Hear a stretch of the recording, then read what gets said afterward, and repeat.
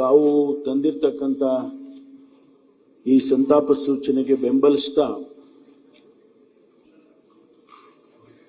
ಪ್ರಕೃತಿ ಎಂತೆಂಥ ಆಶ್ಚರ್ಯಗಳನ್ನು ಇಟ್ಟಿದೆ ನಮಗೆ ಅಂತ ಹೇಳಿದ್ರೆ ಬಹುಶಃ ಅದನ್ನು ಅರ್ಥ ಮಾಡ್ಕೊಳ್ಳೋದೇ ಬಹಳ ಕಷ್ಟ.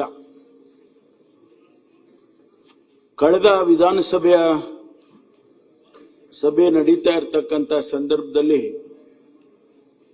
ಮಾನ್ಯ ಸುಧಾಕರ್ ಅವರು ಇಲ್ಲೇ ನಮ್ಮ ಜೊತೆನಲ್ಲಿ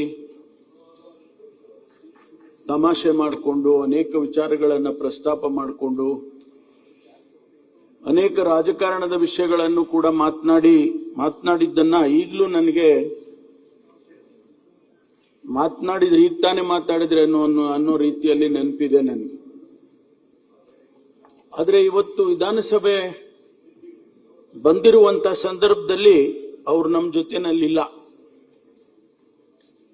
ಎಷ್ಟು ನೋವಿನ ಸಂಗತಿ ಅಂತ ಹೇಳಿದ್ರೆ, ಸುಧಾಕರ್ ನಮಗೆಲ್ಲ ಆತ್ಮೀಯ ಸ್ನೇಹಿತ.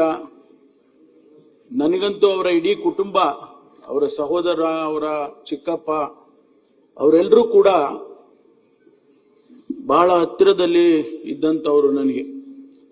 ಮಾನ್ಯ ಮುಖ್ಯಮಂತ್ರಿಗಳು ಮತ್ತೆ ವಿರೋಧ ಪಕ್ಷದ ನಾಯಕರು ಬಹಳ ಅವರುಗಳ ಬಗ್ಗೆ ಬಹಳ ವಿವರವಾಗಿ ಮಾತನಾಡಿದ್ದಾರೆ. ಒಬ್ಬ ಅಲ್ಪಸಂಖ್ಯಾತ ಸಮುದಾಯದಿಂದ ಬಂದು ಒಂದು ಸಣ್ಣ ಸಮುದಾಯ, ಜೈನ ಸಮುದಾಯ ನಮ್ಮ ರಾಜ್ಯದಲ್ಲಿ ಸಂಖ್ಯೆಯಲ್ಲಿ ಏನು ಹೆಚ್ಚಿಲ್ಲ. ಹಿರಿಯೂರು ಕ್ಷೇತ್ರದಲ್ಲಿ ಬಹುಶಃ ಒಂದು 350 ಕುಟುಂಬಗಳಿದ್ರೆ ಹೆಚ್ಚು. ಅಂತಹ ಕ್ಷೇತ್ರದಲ್ಲಿ ಬಲಿಷ್ಠವಾದಂತಹ ಸಮುದಾಯಗಳಿರುವಂತಹ ಕ್ಷೇತ್ರದಲ್ಲಿ ಸುಧಾಕರ್ ಗೆದ್ದು ಬರ್ತಾರೆ ಅಂತ ಹೇಳಿದ್ರೆ, ಜನಸಮುದಾಯದಲ್ಲಿ ಜನಮನ್ನಣೆಯನ್ನು ಎಷ್ಟು ಗಳಿಸಿದ್ರು, ಪ್ರೀತಿಯನ್ನು ಗಳಿಸಿದ್ರು. 3 ಬಾರಿ ಶಾಸಕರಾಗಿ ಅವರು ಗೆದ್ದು ಬರ್ತಾರೆ. ನಮಗೆಲ್ಲರಿಗೂ ಕೂಡ ಒಂದು ರೀತಿಯಲ್ಲಿ ರಾಜಕಾರಣದಲ್ಲಿ ಹೇಗಿರ್ಬೇಕು ಅನ್ನೋದನ್ನ ಬಹುಶಃ ಅವರ ನಡತೆ ತೋರಿಸುತ್ತೆ ಅಂತೇಳಿ ನಾನು ಅಂದ್ಕೊಳ್ತೇನೆ. ನನಗಂತೂ ಬಹಳ ನೋವಾಗಿದೆ. ಬಹಳ ಅವರಲ್ಲಿ ಅನೇಕ ಒಳ್ಳೆಯ ಗುಣಗಳು ನಾವು ನೋಡ್ತಾ ಇದ್ದಿದ್ದು. ದಾನ ಮಾಡತಕ್ಕಂಥದ್ದಾಗ್ಲಿ, ಯಾಕೆಂದ್ರೆ ಜೈನ ಸಮುದಾಯದಲ್ಲಿ ಆ ಪ್ರಿನ್ಸಿಪಲ್ಲೇ ಇದೆ. ಜೈನರಿಗೆ ದಾನ ಮಾಡ್ತಕ್ಕಂಥದ್ದೇ ಪ್ರಿನ್ಸಿಪಲ್ ಇದೆ. ಅದನ್ನ ಬಹಳ ಚೆನ್ನಾಗಿ ಅವರು ಫಾಲೋ ಅಪ್ ಮಾಡ್ಕೊಂಡು ಬಂದಂತವ್ರು. ದಾನ ಮಾಡೋದಿರ್ಲಿ, ಪ್ರೀತಿಯಿಂದ ಕಾಣೋದಾಗ್ಲಿ, ಮತ್ತು ಯಾರ ಜೊತೆಯಲ್ಲೂ ಕೂಡ ಅವರು ಕೋಪ ಮಾಡ್ಕೊಳ್ಳೋದಾಗ್ಲಿ, ಶತ್ರುತ್ವವನ್ನು ಕಟ್ಕೊಳ್ತಕ್ಕಂಥದ್ದಾಗ್ಲಿ, ಯಾವುದು ಕೂಡ ನಾವು ಸುಧಾಕರ್ ಜೊತೆಯಲ್ಲಿ ನೋಡ್ಲಿಲ್ಲ. ಅಂತಹ ಒಂದು ಗುಣಗಳನ್ನ ಇಟ್ಕೊಂಡಂತ ಸುಧಾಕರ್ ಇವತ್ತು ನಮ್ಮನ್ನ ಅಗಲಿ ಹೋಗಿದ್ದಾರೆ. ಅವರ ಆತ್ಮಕ್ಕೆ ನಾನು ಶಾಂತಿಯನ್ನ ಈ ಸಂದರ್ಭದಲ್ಲಿ ಕೋರ್ತೇನೆ. ಮತ್ತು ವೀರಣ್ಣವರು ನನ್ನ ಕ್ಷೇತ್ರದವರು. ನನ್ನ ಕ್ಷೇತ್ರದಿಂದ ಅವರು 7ನೇ ವಿಧಾನಸಭೆಗೆ 8ನೇ ವಿಧಾನಸಭೆಗೆ ಆರಿಸಿ ಬಂದಂತವ್ರು. ಮೊದಲು ಅದು ಜನರಲ್ ಕಾನ್ಸ್ಟಿಟ್ಯೂನ್ಸಿ ಆಗಿದ್ದಂಥದ್ದು. ಅವರು ST ಸಮುದಾಯಕ್ಕೆ ಸೇರಿದ್ರು ಕೂಡ ಜನರಲ್ ಕಾನ್ಸ್ಟಿಟ್ಯೂನ್ಸಿನಲ್ಲಿ 2 ಬಾರಿ ಅಲ್ಲಿ ಆಯ್ಕೆಯಾಗಿ ಬರ್ತಾರೆ. ಒಬ್ಬ ಸಾಮಾನ್ಯ ವಕೀಲನಾಗಿ ನಾನು ವಿದೇಶದಿಂದ ಬಂದು ನಮ್ಮ ತಂದೆಯವರು ಅವರ ಮನೆಗೆ ಕರ್ಕೊಂಡೋದ್ರು. ಮಂತ್ರಿಗಳಾಗಿದ್ರು, ಅವರು ಸಣ್ಣ ಉಳಿತಾಯ ಸಚಿವರಾಗಿದ್ರು. ತಮಗ್ ಗೊತ್ತಿದೆ, ಗಾಂಧಿನಗರದಲ್ಲಿ ಒಂದು ಶೆಡ್ ಅಲ್ಲಿ ಇದ್ರು. ಒಬ್ಬ ಮಂತ್ರಿಯಾಗಿ, ರಾಜ್ಯದ ಒಬ್ಬ ಮಂತ್ರಿಯಾಗಿ ಒಂದು ಆಸ್ಬೆಸ್ಟಾಸ್ ಶೆಡ್ ಹಾಕಿ ಆ ಶೆಡ್ ನಲ್ಲಿ ಇದ್ರು. ನನಗೆ ಗೊತ್ತಿರಲಿಲ್ಲ, ನಾನು ಇನ್ನೂ ರಾಜಕಾರಣಕ್ಕೂ ಬಂದಿರಲಿಲ್ಲ, ರಾಜಕಾರಣ ನನಗೇನು ಗೊತ್ತೇ ಇರಲಿಲ್ಲ. ಆ ಸಂದರ್ಭದಲ್ಲಿ ನಮ್ಮ ತಂದೆಯವರು ಅಲ್ಲಿ ಕರ್ಕೊಂಡು ಹೋದ್ರು ಅವ್ರ ಮನೆಗೆ. ನನಗೆ ಆಶ್ಚರ್ಯ, ಮಂತ್ರಿ ಅಂದ್ರೆ ಹಿಂಗೆ ಇರೋದು ಅಂತ. ಅವು ಅಷ್ಟು ಸರಳತೆಯಿಂದ ಇದ್ದಂತವ್ರು. ನನಗೆ ನಿಜಕ್ಕೂ ಆಶ್ಚರ್ಯ ಅಂತ ಹೇಳಿದ್ರೆ, ಅವರು ಕಳೆದ ತಿಂಗಳು ಅವ್ರು ಸಾಯೋದಕ್ಕೆ ಒಂದು 15 ದಿವಸ ಮುಂಚೆ ನಾನು ಅವ್ರನ್ನ ಭೇಟಿ ಮಾಡಿದ್ದೆ. ಮಾತನಾಡಿದ್ರು, ಕುಂತ್ಕೊಂಡು ನನಗೆ ಹೇಳಿದ್ರು. ಅವರು ಹೇಳ್ತಕ್ಕಂಥ ಮಾತು, ಅವರು ಒಂದು ಉದಾಹರಣೆ ಹೇಳಿದ್ರು. ಒಬ್ಬ ಡೆಪ್ಟಿ ಕಮಿಷನರ್ಗೆ ಒಂದ್ಸಾರಿ ಕೇಳಿದ್ರಂತೆ, ನೀವು ಕಾಫಿ ತಿಂಡಿ ಎಲ್ಲ ತರಿಸ್ಕೊಡ್ತೀಯಲ್ಲ, ಯಾವ ದುಡ್ಡಿಂದ ತರಿಸ್ಕೊಡ್ತೀಯ ನೀನು? ನಾನು ನಿನಗೆ ಹಣ ಕೊಡ್ತೀನಿ ಅಂತೇಳಿ ಆ ಡೆಪ್ಟಿ ಕಮಿಷನರ್ಗೆ ಕಾಫಿ ತಿಂಡಿ ತರಿಸಿ ಕೊಟ್ಟಿದ್ದನ್ನ ಹಣ ಕೊಟ್ರಂತೆ. ಅಂತಹ ಒಂದು ಸರಳ ಜೀವನವನ್ನ ನಡೆಸಿದಂತ ವೀರಣ್ಣವರು ನಮ್ಮಲ್ಲಿ ಅನೇಕ ಸಾಕ್ಷಿಗುಡ್ಡೆಗಳನ್ನ ಬಿಟ್ಟಿದ್ದಾರೆ. ಹಾಗೂ ನಮ್ಮ ಮುಖ್ಯಮಂತ್ರಿಗಳು ಯಾವಾಗಲೂ ಹೇಳ್ತಾರೆ ಸಾಕ್ಷಿಗುಡ್ಡೆಗಳನ್ನ ಬಿಡಬೇಕು ನೀವು ಹಾಗೆ ಅಂತ. ಅದನ್ನ ಸಾಕ್ಷಿಗುಡ್ಡೆಗಳ ಅನೇಕ ಅಭಿವೃದ್ಧಿ ಕಾರ್ಯಗಳನ್ನ ಅವರನ್ನ ನೆನಪಿಸ್ಕೊಳ್ತಕ್ಕಂಥ ಶಾಲಾ ಕಾಲೇಜುಗಳಿರ್ಬೋದು ಅಥವಾ ಕುಡಿಯೋ ನೀರಿನ ವ್ಯವಸ್ಥೆ ಇರ್ಬೋದು, ಇದೆಲ್ಲವನ್ನು ಕೂಡ ನಮ್ಮ ಕ್ಷೇತ್ರದಲ್ಲಿ ಅವರು ಮಾಡಿರ್ತಕ್ಕಂಥದ್ದನ್ನ ಇವತ್ತು ನೆನೆಸ್ಕೊಳ್ತೇನೆ. ಜೊತೆಗೆ ನನಗೆ ವೈಯಕ್ತಿಕವಾಗಿ ಅನೇಕ ಮಾರ್ಗದರ್ಶನಗಳನ್ನು ಮಾಡ್ತಾ ಇದ್ರು. ಅವರು ಜನತಾದಳದಲ್ಲಿ ಇದ್ರೂ ಕೂಡ ನಾನು ಅನೇಕ ಸಂದರ್ಭದಲ್ಲಿ ಅವ್ರಿಗೆ ಹೇಳಿದೆ, ನೀವು ಕಾಂಗ್ರೆಸ್ಸಿಗೆ ಬನ್ನಿ ನನ್ನ ಜೊತೆಯಲ್ಲಿ. ಕೊನೆಯವರೆಗೂ ಅವರು ಆ ತೀರ್ಮಾನ ಮಾಡಲೇ ಇಲ್ಲ. ಆದ್ರೆ ನನಗೆ ಮಾತ್ರ ಚುನಾವಣೆಯಲ್ಲಿ ನಿನಗೆ ಒಳ್ಳೇದಾಗ್ಲಿ ಅಂತೇಳಿ ಅವರ ಸ್ನೇಹಿತರಿಗೆ, ಅವರ ಸಹಕಾರಿಗೆ, ಇವರಿಗೆಲ್ಲ, ಅವರ ಮುಖಂಡರುಗಳಿಗೆಲ್ಲ ಹೇಳೋರು, ಪರಮೇಶ್ವರ್ ಒಳ್ಳೆಯವನಪ್ಪ, ನೀವು ಓಟ್ ಹಾಕ್ಬಿಡ್ರಿ, ನಾನು ಪಕ್ಷ ನೋಡೋದಿಲ್ಲ, ವ್ಯಕ್ತಿ ನೋಡ್ತೀನಿ ಹಾಗೆ ಅಂತ ಹೇಳೋರು. ಆದ್ರಿಂದ ಇವತ್ತು ಅವರ ಆತ್ಮಕ್ಕೂ ಕೂಡ ಶಾಂತಿಯನ್ನ ಕೋರ್ತೇನೆ. ವೆಂಕಟರಮಣಪ್ಪ ನನಗೆ ಒಬ್ಬ ಸಹೋದರನ ರೀತಿನಲ್ಲಿ, ತಮಗೂ ಕೂಡ ಅಷ್ಟೇ ಪ್ರೀತಿ ವಿಶ್ವಾಸ ಇತ್ತು ಅಂತ ಅನ್ಕೊಳ್ತೀನಿ ನಾನು. ನಮಗೆಲ್ಲ ನಮ್ಮ ಜಿಲ್ಲೆನಲ್ಲಿ ವೆಂಕಟರಮಣಪ್ಪನ್ನ ನಾವು ಸಾಮಾನ್ಯವಾಗಿ ತೋಳ ಅಂತ ಕರೀತಾ ಇದ್ದು. ಹಿಂದೆ ಒಂದ್ಸರಿ ಪಾವಗಡದಲ್ಲಿ ತೋಳ ಬಂತು ಅಂತ ಹೇಳಿ ಅದೊಂದು ಪ್ರತೀತಿನೇ ಆಗೋಗ್ಬಿಟ್ಟಿತ್ತು. ಅದಕ್ಕೆ ನಾವು ತಮಾಷೆಗೆ ನೀನೇನೇ ತೋಳ ಅಂತ ಹೇಳಿ ಅವ್ರಿಗೆ ಹೇಳ್ತಾ ಇದ್ದು. ಅತ್ಯಂತ ಸರಳ ಜೀವಿ, ಪ್ರೀತಿಗೆ ಮತ್ತೊಂದು ಹೆಸರು. ಅವರು ಅಷ್ಟೊಂದು ಪ್ರೀತಿಯನ್ನ ಇಟ್ಕೊಂಡಿದ್ದಂಥದ್ದು. ಸ್ನೇಹಿತರು ಅಂದ್ರು ಸ್ನೇಹಕ್ಕೆ ಎಷ್ಟು ಬೆಲೆ ಕಟ್ಟಬೇಕೋ ಅವರನ್ನು ನೋಡಿ ನಾವು ಕಲ್ತ್ಕೊಳ್ಬೇಕು ಅಂತಕ್ಕಂಥ ಮಾತು. ಗಡಿನಾಡು ಪಾವಗಡ ಒಂದು ರೀತಿಯಲ್ಲಿ ಆಂಧ್ರಕ್ಕೂ ಸುತ್ತ ಆಂಧ್ರ ಇದೆ. ನಮಗೆ ಆಂಧ್ರದ ಮೂಲಕ ಹೋಗ್ಬೇಕು ಪಾವಗಡಕ್ಕೆ ಹೋಗೋದಕ್ಕೆ. ಆ ಗಡಿನಾಡಿನಲ್ಲಿ ಬಹಳ ಕನ್ನಡದ ಬಗ್ಗೆ ಆಗ್ಲಿ, ನಮ್ಮ ರಾಜ್ಯದ ಅಭಿವೃದ್ಧಿಗಾಗ್ಲಿ ಇದನ್ನೆಲ್ಲ ಹೋರಾಟ ಮಾಡ್ತಿದ್ದಂಥವ್ರು. ಒಂದ್ಸಾರಿ ನಾವು 89ರಲ್ಲಿ ಚುನಾವಣೆಯಲ್ಲಿ ಮೊದಲನೇ ಬಾರಿ ನಾವೆಲ್ಲರೂ ಗೆದ್ದು ಬಂದದ್ದು. ವೆಂಕಟರಮಣಪ್ಪ, ನಾನು ಎಲ್ಲ ಒಟ್ಟಿಗೆ 89ರಲ್ಲಿ ಗೆದ್ದು. ಮಾನ್ಯ ವೀರೇಂದ್ರ ಪಾಟೀಲ್ ರವರು ಮುಖ್ಯಮಂತ್ರಿಗಳಾದರು. ಅವರು ಮೊದಲನೇ ಪ್ರವಾಸ, ಫಸ್ಟ್ ಟೂರ್ ಪಾವಗಡಕ್ಕೆ ಹಾಕಿದ್ರು. ಪಾವಗಡಕ್ಕೆ ಹಾಕಿದ್ರೆ ನಾವೆಲ್ಲ ಏನು ಇಷ್ಟೊಂದು ಇದು ಅಂತ ಹೇಳಿದ್ರೆ, ಇವರು ಪಾವಗಡದ ವೆಂಕಟರಮಣಪ್ಪ ಹೋಗಿ ಕೇಳ್ಕೊಂಡ್ಬಿಟ್ಟಿದ್ದಾನೆ, ನೀವು ಬರ್ಲೇಬೇಕು ಸ್ವಾಮಿ, ನಿಮ್ಗೆ ಬಹಳ ಒಳ್ಳೇದಾಗುತ್ತೆ, ಅಲ್ಲಿ ಶನಿಮಾತ್ಮನ್ ಟೆಂಪಲ್ ಇದೆ, ಆ ಶನಿದೇವರು ನಿಮಗೆಲ್ಲ ಆಶೀರ್ವಾದ ಮಾಡ್ತಾನೆ, ನೀವು ಬರಬೇಕು ಅಂತೇಳಿ ಕರ್ಕೊಂಡು ಬಂದು. ಕಾರಣ ಆಮೇಲೆ ಗೊತ್ತಾಯ್ತು ನಮ್ಗೆ, ಕುಡಿಯೋ ನೀರಿಗೆ ನಾಗಲ್ಮಡಿಕೆಯಿಂದ ಪಾವಗಡದ ಟೌನಿಗೆ ಕುಡಿಯೋ ನೀರಿಗೆ ಯೋಜನೆಯನ್ನ ಮಾಡೋದಿಕ್ಕೆ, ಅದಕ್ಕೆ ಅಡಿಗಲ್ಲು ಹಾಕೋದಕ್ಕೆ ಮುಖ್ಯಮಂತ್ರಿಗಳು ಬಂದ್ರು ಅಂತೇಳಿ. ಅಷ್ಟೊಂದು ತಮ್ಮ ಕ್ಷೇತ್ರಕ್ಕೆ, ತಮ್ಮ ಜನಕ್ಕೆ ಕೆಲಸ ಆಗ್ಬೇಕು ಅಂತೇಳಿ ಹೋರಾಟ ಮಾಡ್ತಿದ್ದಂತ ವ್ಯಕ್ತಿ. ನನಗಂತೂ ವೈಯಕ್ತಿಕವಾಗಿ ಬಹಳ ನಷ್ಟ ಆಗಿದೆ ಅಂತ ಹೇಳಿ ನಾನು ಈ ಸಂದರ್ಭದಲ್ಲಿ ಹೇಳೋದಕ್ಕೆ ಬಯಸ್ತೀನಿ. ಅವ್ರ ರಿಟೈರ್ಮೆಂಟು ಮಗನಿಗೆ ನಾವೆಲ್ಲ ಆಯ್ತಪ್ಪ ನಿನ್ ವಯಸ್ಸಾಯ್ತು, ವೆಂಕಟೇಶನ್ಗೆ ಕೊಟ್ಬಿಡು, ಟಿಕೆಟ್ ಕೊಟ್ಟು ಅವನ್ ಗೆದ್ಕೊಳ್ಳಿ ಅಂತ ಹೇಳಿ ಅದೇ ರೀತಿ ವೆಂಕಟೇಶನ್ಗೆ ಟಿಕೆಟ್ ಕೊಟ್ಟು ವೆಂಕಟೇಶನ್ ಗೆದ್ಸ್ಕೊಂಡು ತಾನು ತೋಟದಲ್ಲಿ ಸೇರ್ಕೊಂಡ್ಬಿಟ್ರು.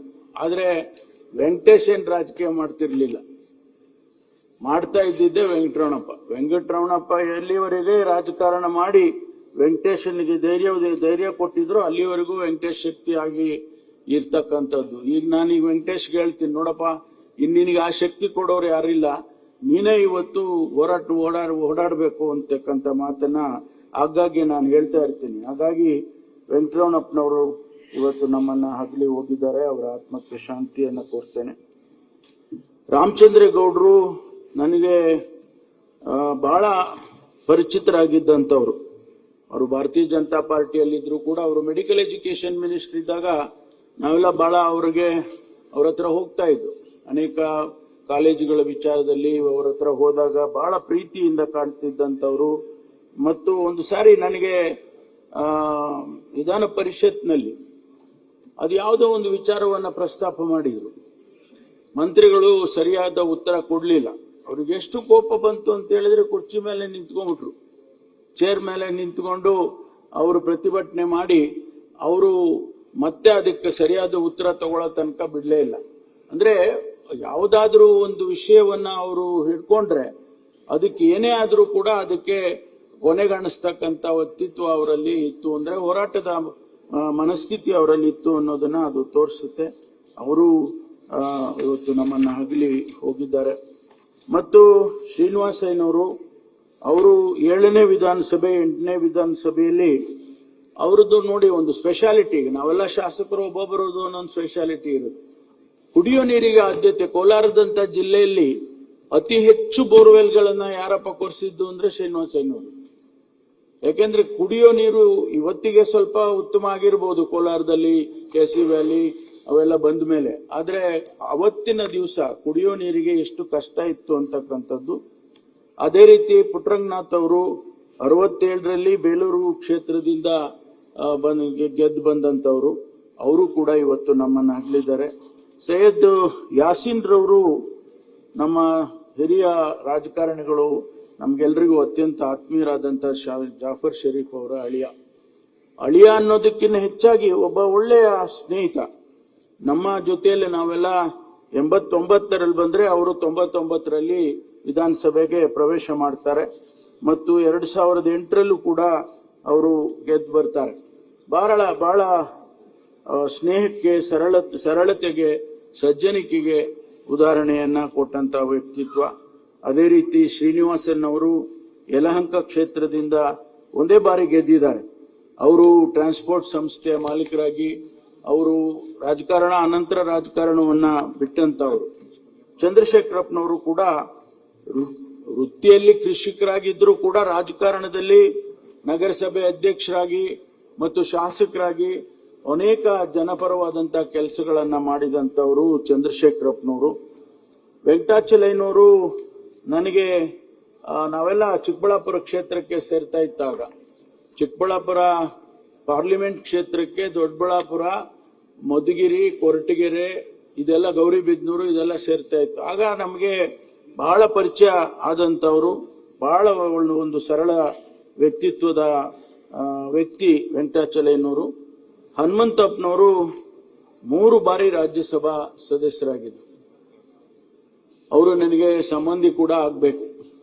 ಅವರು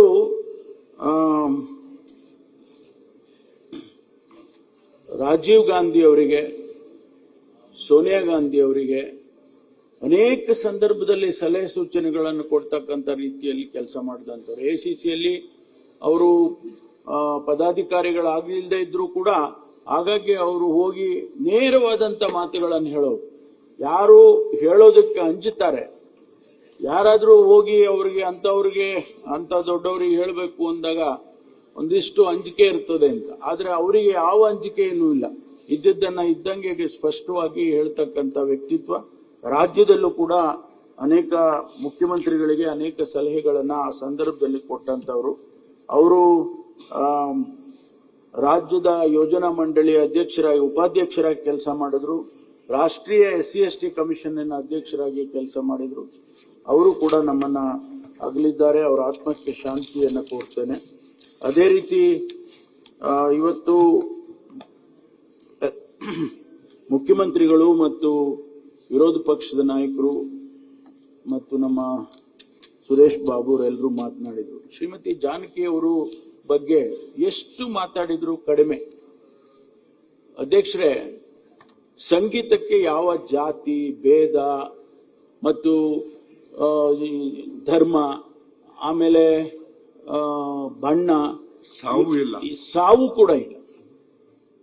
ನೋಡಿ ಎಷ್ಟು ಹೇಗಿದೆ ನಮ್ಮ ಪ್ರಕೃತಿಯ ನಿಯಮ ಅಂತ ಹೇಳಿದ್ರೆ, ಆ ಸಂಗೀತ ಎಲ್ಲರಿಗೂ ಬರೋದಕ್ಕೆ ಸಾಧ್ಯ ಇಲ್ಲ. ಅದು ಒಂದು ಟ್ಯಾಲೆಂಟ್, ಅದು ದೇವರು ಕೊಟ್ಟಂತ ವರ. ಅದು ಅವರಿಗೆ ಆ ದೇವರು ಕೊಟ್ಬಿಟ್ಟ.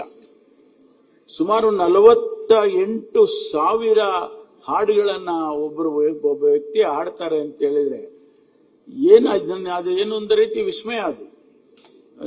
ಅದು ಯಾರಿಗೂ ಕೂಡ ಅದು ಮಾಡೋದಕ್ಕೆ ಸಾಧ್ಯ ಆಗದೆ ಇರ್ತಕ್ಕಂಥದ್ದು. ಅದರಲ್ಲಿ 20 ಭಾಷೆಗಳಲ್ಲಿ ಮಾಡಿದ್ದಾರೆ. 20 ಭಾಷೆಗಳಲ್ಲಿ 48,000 ಹಾಡುಗಳನ್ನ ಹಾಡ್ತಾರೆ ಅಂತ ಹೇಳಿದ್ರೆ ಅವರನ್ನ ಯಾವ ರೀತಿ ನಾವು ವಿವರಣೆ ಮಾಡಬೇಕು, ಬಣ್ಣಿಸಬೇಕು ನಮ್ಗೆ ಗೊತ್ತಾಗೋದಿಲ್ಲ. ಆದ್ರಿಂದ ಅವರಿಗೆ ಅತ್ಯಂತ ಗೌರವದಿಂದ ನಾನು ಅವರ ಆತ್ಮಕ್ಕೆ ಶಾಂತಿಯನ್ನ ಕೋರ್ತೇನೆ. ಅದೇ ರೀತಿ ಆಶಾ ಭೋನ್ಸ್ಲೆ ಅವರು ಅದೇ ಸಾಲಿಗೆ ಬಂದವರು. ಅವರು 20 ಭಾಷೆನಲ್ಲಿ ಆಡಿದ್ದಾರೆ. ಅವರು 48,000 ಆಡಿದರೆ, ಇವರು 18,000 ಆಡಿದ್ದಾರೆ. ಇಂಟರ್ನ್ಯಾಷನಲಿ ರಷ್ಯನ್ ಭಾಷೆಯಲ್ಲಿ ಕೂಡ ಆಡಿದ್ದಾರೆ, ಲೆಕ್ಕ ಹಾಕೊಳ್ಳಿ. ರಷ್ಯನ್ ಭಾಷೆಯಲ್ಲಿ ಕೂಡ ಹಾಡಿದ್ದಾರೆ. ಅಂತ ಒಂದು ನಾನು ಹೇಳಿದಾಗೆ ಸಂಗೀತಕ್ಕೆ ಸಾವಿಲ್ಲ. ಅವರು ಕೂಡ ಇವತ್ತು ನಮ್ಮನ್ನ ಆಗ್ಲಿ ಹೋಗಿದ್ದಾರೆ. ಇವತ್ತು ಕೊನೆಯದಾಗಿ ನಮ್ಮ ಶ್ರೀಮತಿ ಚೆನ್ನಮ್ಮನವರು ಎಲ್ಲರೂ ಹೇಳಿದ್ರು, ಅವರ ವ್ಯಕ್ತಿತ್ವದ ಬಗ್ಗೆ ಎಲ್ಲರೂ ಹೇಳಿದ್ರು. ಒಬ್ಬ ಮಹಿಳೆ ಭಾರತೀಯ ನಾರಿ ಹೇಗಿರ್ಬೇಕು, ಭಾರತೀಯ ನಾರಿ ಹೇಗಿರ್ಬೇಕು ಅಂತಕ್ಕಂಥ ಉದಾಹರಣೆ ಇಲ್ಲಿ ಸಿಗುತ್ತೆ ನಮ್ಗೆ. ಎಲ್ಲರನ್ನೂ ಅತ್ಯಂತ ಪ್ರೀತಿ, ಅದರಲ್ಲೂ ರಾಜಕಾರಣಿಗಳ ಮನೆಯಲ್ಲಿ ರಾಜಕಾರಣಿಯ ಶ್ರೀಮತಿಯಾಗಿ ಇರ್ತಕ್ಕಂಥದ್ದು ಇದೆಯಲ್ಲ, ಅದರಲ್ಲಿ ಅವರಿಗೆ ಎಷ್ಟು ಹೊಗಳಿದ್ರು ಕೂಡ ನಾವು ಸಾಲದು. ಅದಕ್ಕಾಗಿ ಅವರನ್ನ ಅನ್ನಪೂರ್ಣೆ ಅಂತ ಕೂಡ ಕರೆದು ಬಿಟ್ಟಿದ್ದಾರೆ. ಯಾರೇ ಮನೆಗೆ ಹೋಗ್ಲಿ ಅವರಿಗೆ ನೋಡ್ಕೊಳ್ದೆ, ಊಟ ಹಾಕ್ದೆ, ಅವರಿಗೆ ಒಳ್ಳೆ ಪ್ರೀತಿಯಿಂದ ಕಾಣದೆ ಮತ್ತು ಒಳ್ಳೆ ಮಾತಾಡದೆ ಕಳಿಸ್ತಾ ಇರ್ತಕ್ಕಂಥ ಉದಾಹರಣೆಗಳೇ ಇಲ್ಲ. ಯಾರೇ ಹೋಗ್ಲಿ, ತಾವು ಹೇಳಿದಾಗೆ ಎಲ್ಲಾ ಪಕ್ಷದವರು, ಯಾವ ಬರೀ ಜನತಾ ದಳದವರು ಅಂತ ಅಲ್ಲ, ಎಲ್ಲ ಪಕ್ಷದವರನ್ನು ಎಲ್ಲರನ್ನು ಯಾರು ಅವ್ರ ಮನೆಗೆ ಹೋದ್ರೆ, ದೇವೇಗೌಡರು ಒಂದ್ ಕಡೆ ಆದ್ರೆ ಅವರು ಶ್ರೀಮತಿ ಚೆನ್ನಮ್ಮನವರು ಅತ್ಯಂತ ಪ್ರೀತಿಯಿಂದ ನೆನಪಿಸ್ಕೊಳ್ತಕ್ಕಂಥ ರೀತಿಯಲ್ಲಿ ಅವರನ್ನ ನೋಡ್ಕೊಂಡು ಕಳಿಸ್ತಕ್ಕಂಥ ವ್ಯಕ್ತಿತ್ವ. ಹಾಗಾಗಿ ಆ ತಾಯಿಗೆ ನಾವು ಇವತ್ತು ಅತ್ಯಂತ ಪ್ರೀತಿಯಿಂದ ಗೌರವದಿಂದ ಅವರ ಆತ್ಮಕ್ಕೆ ಶಾಂತಿಯನ್ನು ಕೂಡ ಕೊಡುತ್ತೇನೆ. ತಾವು ತಂದಿರ್ತಕ್ಕಂಥ ಈ ಸಂತಾಪ ಸೂಚನೆ ಇಷ್ಟು 14 ಜನರ ಬಗ್ಗೆ ತಾವು ತಂದಿದ್ದೀರಿ, ಅದಕ್ಕೆ ನಾನು ಬೆಂಬಲಿಸ್ತಾ ನನಗೆ ಮಾತನಾಡೋಕೆ ಅವಕಾಶ ಕೊಟ್ಟಿದ್ದಕ್ಕಾಗಿ ಅಧ್ಯಕ್ಷರಿಗೆ ವಂದಿಸಿ ನಾನು ಮಾತು ಮುಗಿಸ್ತೇನೆ.